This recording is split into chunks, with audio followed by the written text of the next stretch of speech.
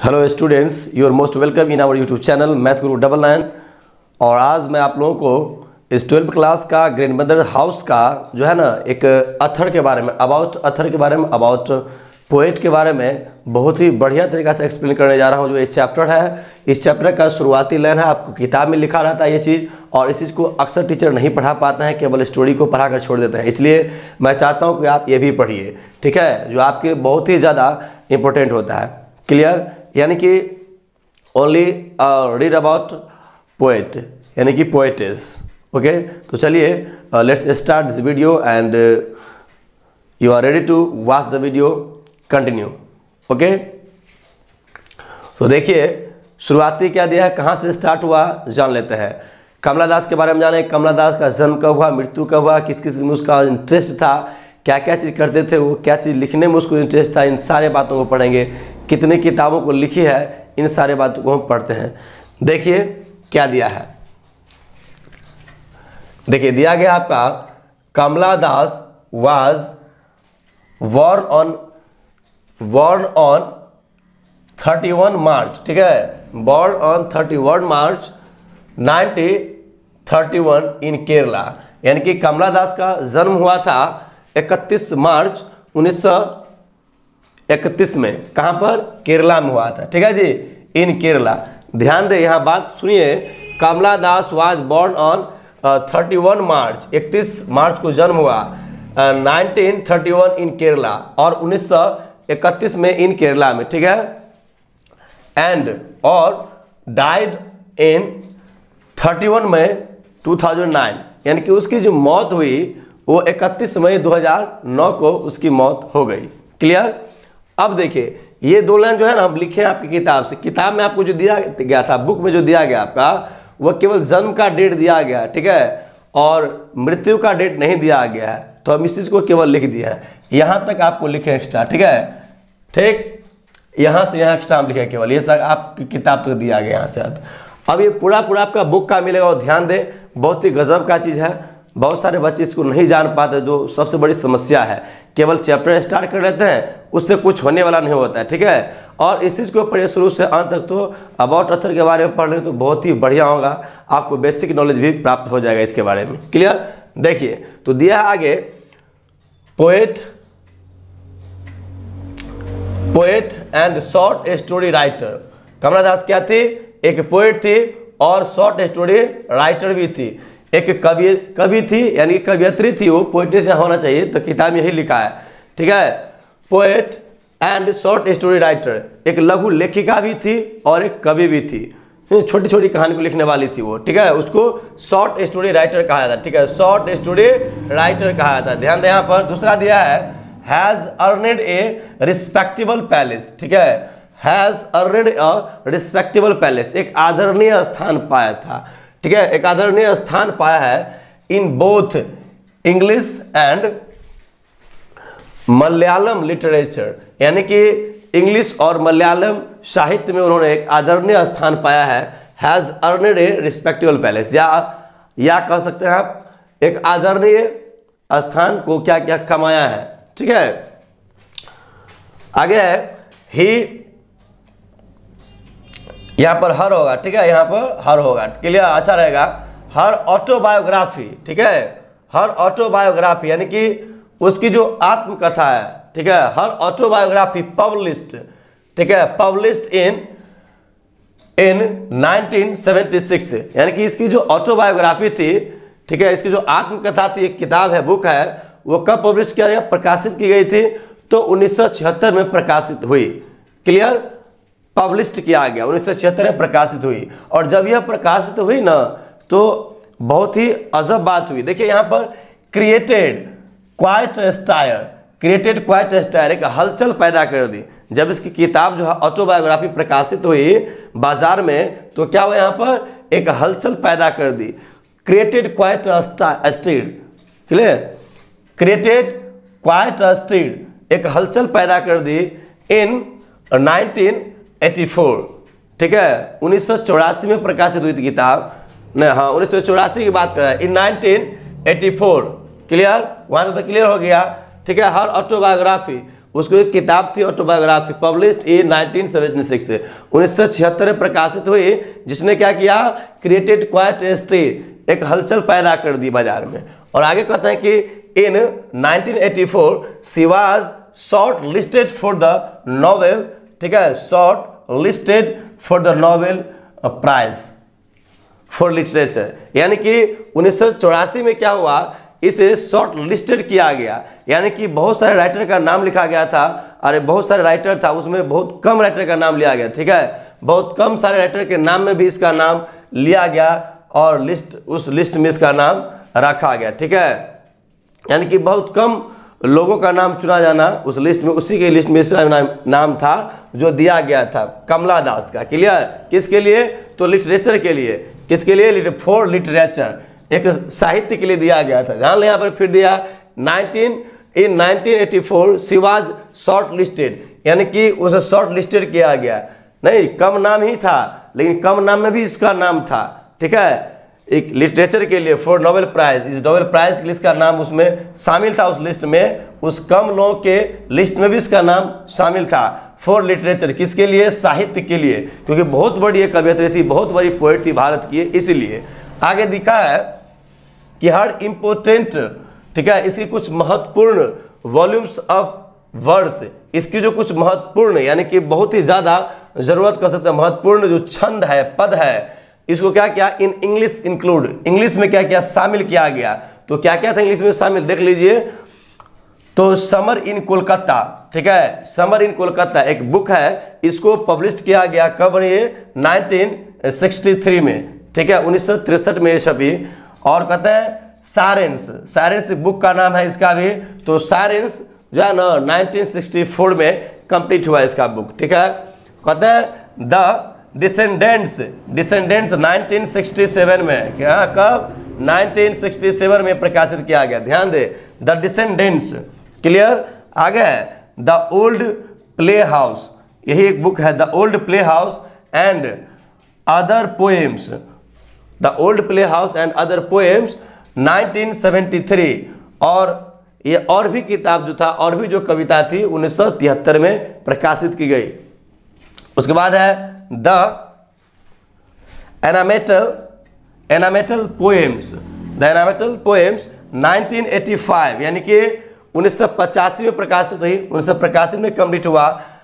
Only Sant knows how to swim, है ना जी, only Sant knows how to swim 1996, ये 1996 में पूर्ण रूप से प्रकाशित हुई।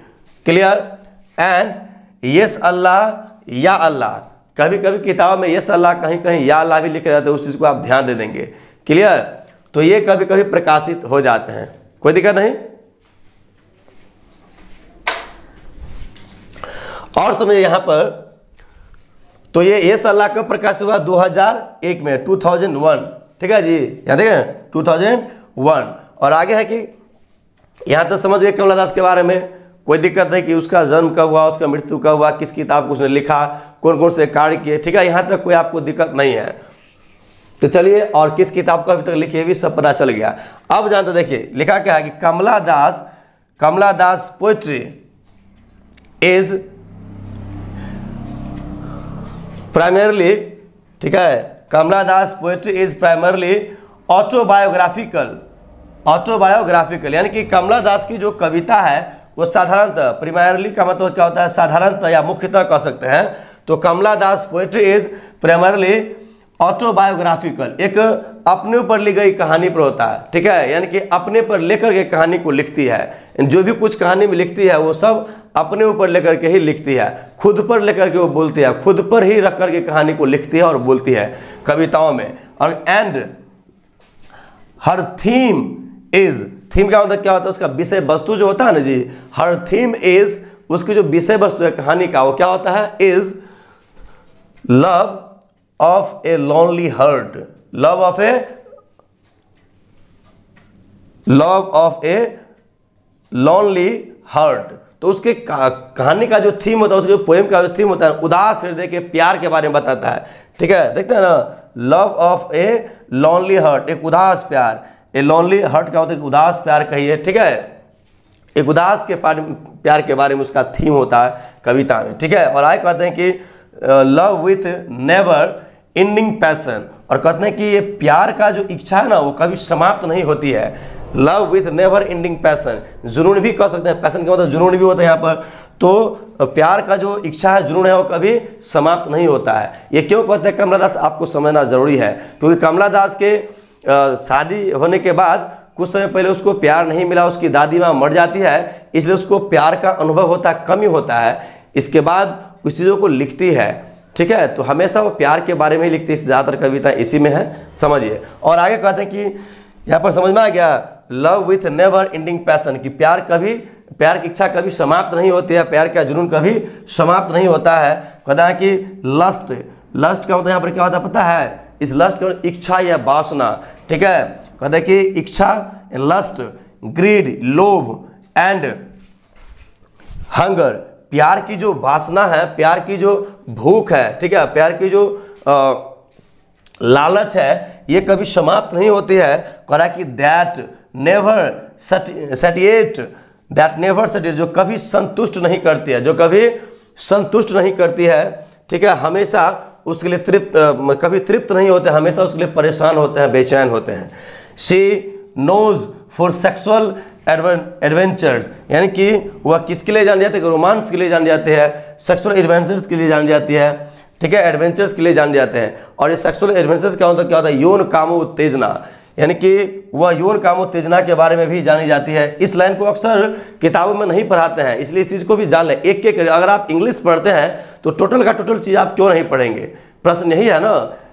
आप पूरा का पूरा पढ़िए, ठीक है, you read everything, it will be best for you, okay, और it will be good for you. यहाँ देखिए, तो इन हर राइटिंग्स, ये तो समझ में आ गया ना, she knows for sexual adventures, यानी कि वह किसके लिए जानी जाती है, और यौन कामोत्तेजना के लिए जानी जाती है। इन हर राइटिंग्स, वो अपने लेखों में जितनी भी कविताएं लिखती हैं, उन सारी कविताओं में वह अपने कामोत्तेजना के लिए, यौन कामोत्तेजना के लिए जानी जाती है।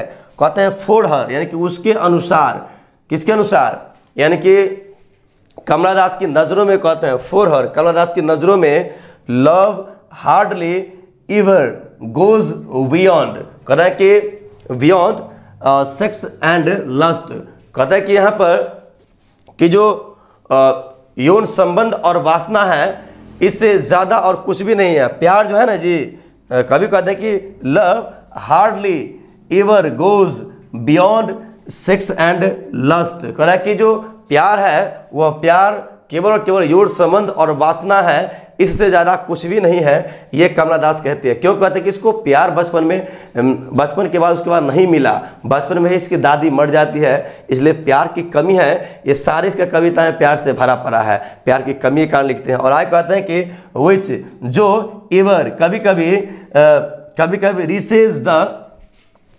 रिसेज द नौसिया, जो कभी कभी पहुंच जाती है कहाँ पर, तो मन को क्या मचलने लगता है, इसका मन इसको मचलने लगता है, ठीक है, इसका मन जो है ना मचलने लगती है ज़्यादातर।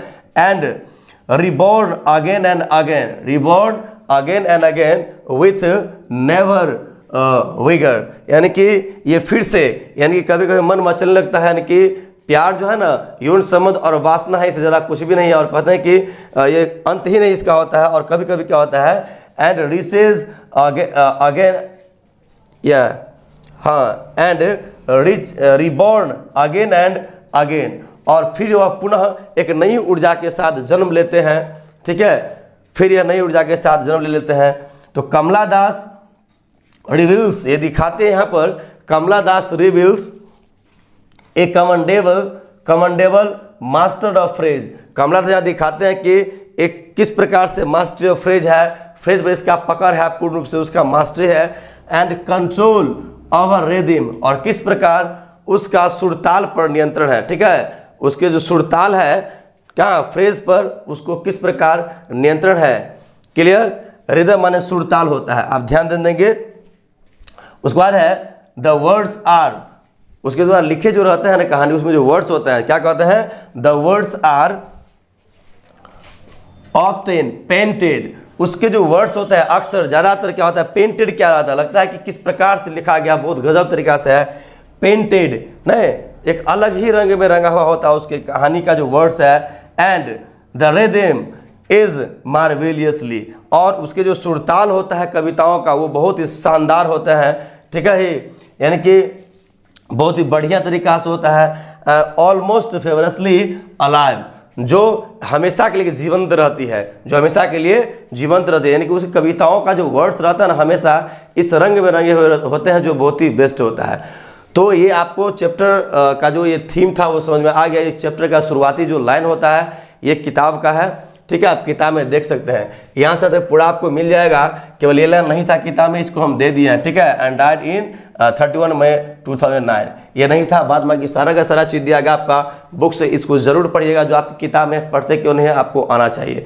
ओके, तो ये आपको हर स्थिति में आना चाहिए, यानी कि इंग्लिश कुछ भी नहीं है, बस ये एक लैंग्वेज है और हम सभी बोल सकते हैं, आप सभी समझ सकते हैं। बस हमें कुछ हैबिट होनी चाहिए, कुछ आदतें होनी चाहिए जो प्रत्येक दिन इसको कंप्लीट करें, प्रत्येक दिन इसको पढ़े, ठीक है, कभी भी नहीं छोड़े इसको, हर स्थिति में इसको हम कंप्लीट कर सकते हैं, बशर्ते हमें उस चीज़ का इच्छा भी होना चाहिए, और एक तरह से क्या कहते हैं उसका हमें हैबिट होना चाहिए। ओके, तो इसका एक बार स्क्रीनशॉट ले सकते हैं, या किताब में दिया ही गया तो इसका कोई ज़रूरत नहीं, ले सकते हैं, फिर भी कोई दिक्कत नहीं। तो चलिए अब मैं आपसे नेक्स्ट वीडियो मुलाकात करता हूँ, तब तक के लिए thank you very much. I will see you the next video.